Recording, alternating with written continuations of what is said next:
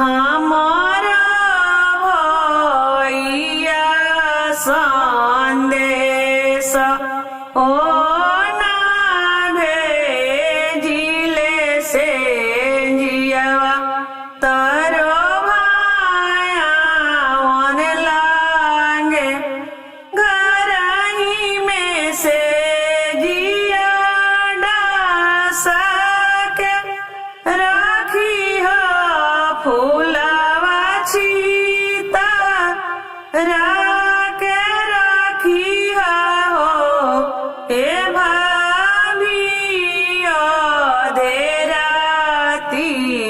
हम राके बोलाई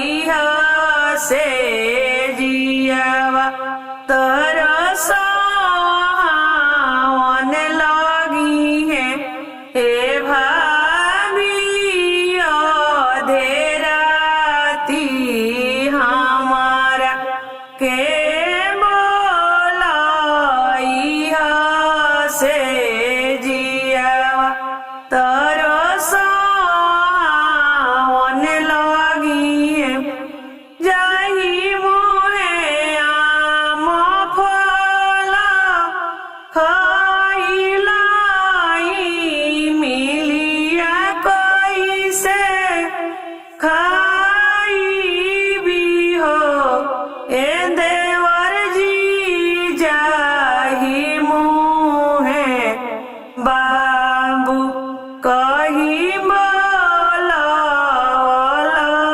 राजा जी